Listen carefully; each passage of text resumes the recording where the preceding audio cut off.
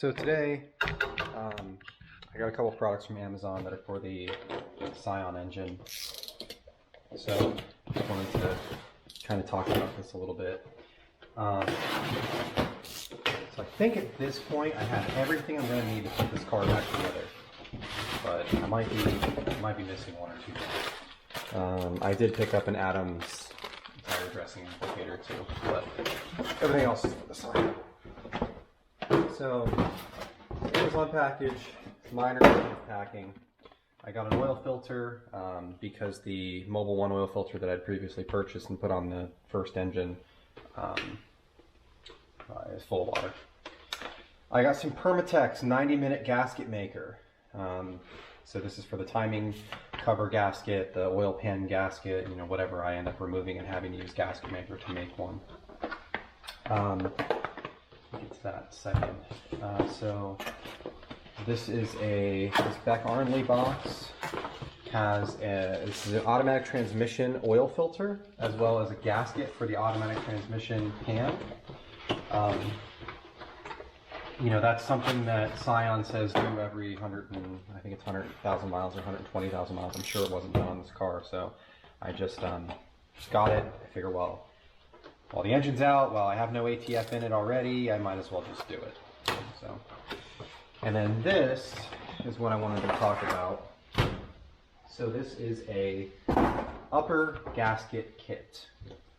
So I purchased one of these for the other Scion that I did, and it just has a ton of stuff in it. Now, there's some things in here that I'm not going to use, but I feel as though the amount of stuff that I'm actually going to use is greater than the cost of the kit, and therefore it makes this worthwhile. So, you know, we have a lot of different things here. There's a valve cover gasket here. There are gaskets for individual sensors here. These are all of the throttle body gaskets where the throttle body connects to the engine. These small O-rings and these bigger O-rings here are actually for the fuel injectors. So they're fuel injector gaskets, throttle body gasket, both sides of the throttle body. This is an intake gasket, and this is an intake gasket as well. So this one goes on the engine. This one goes kind of inside the intake. This is an exhaust gasket. So the exhaust header where that mates to the engine.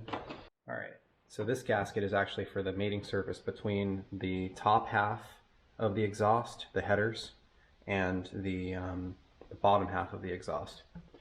So really, there's a lot of stuff here. These are for the valves. I'm not going to use all of it, but this thing is like, the kit is like 60 bucks. And this is like $15, and this is like $12, and this is like $18. And, you know, they all separately cost up like 100 bucks, something thereabouts.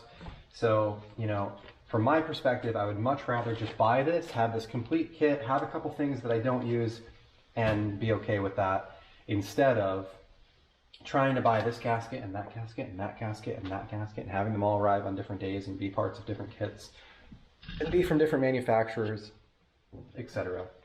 So I have a couple extra things, but at this point, now that this kit has arrived, oh, I do have this as well. So this is a Nipex.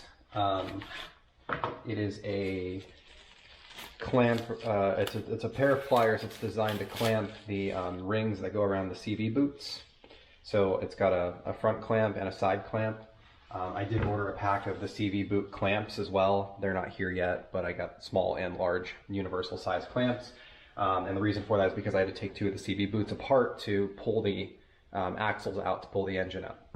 I also picked up a tub of grease to repack the bearings. So I have, you know, kind of everything that I need at this point to move forward. So today, my intention is to, you know, I've started kind of moving some things over to the engine. So I started with the wire harness. I pulled the intake manifold off of this engine, pulled the intake manifold off of this engine, got the harness disconnected from the back side of the engine. So this is the new engine with the old engine's wiring harness. These are the old fuel rails So I was waiting on the, this gasket set to show up so that I could replace the seals on these fuel rails with the new ones and get those installed. I'm going to get the fuel injectors. Well, the fuel injector has the seals. The fuel rail needs to get reinstalled. So I'm going to try to get that reinstalled today. And then, just work on moving the sensors over. So I moved over this knock sensor and I moved over this sensor. This sensor is broken, so I have to remove it from that engine and move it over here, and just slowly work my way through getting all of these things installed on the engine. My goal is to get this as complete as possible so that when I drop it in there, it's good to go. Now, one thing that I did run into is the donor engine is a manual transmission. So, at least I think so. It has this extra cooling line on it, and I'm not sure why. So there's this extra cooling line that goes here. On that engine, there was just a plug. So here's the plug from the other engine. I'm going to remove this cooling line. I'm going to remove these studs. They're just an external torque, so we'll get those unscrewed.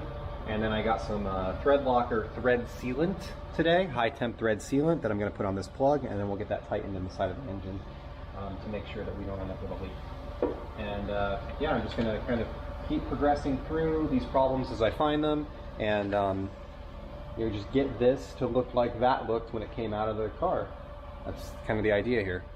So, all right, so today we moved over the timing components, the timing chain cover, put new silicone on it, got that all installed along with the new tensioner. So at this point, put the valve cover on with the new valve cover gasket. The coils are all installed. The fuel rails are installed with the new fuel injector gaskets. So it's coming together.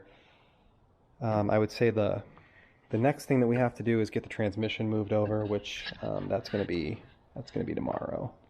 So get that half shaft removed. We'll get the transmission pulled off. Get the transmission moved over. Get the transmission installed, and then I think we'll be ready to drop the engine in the car. So it's moving forward.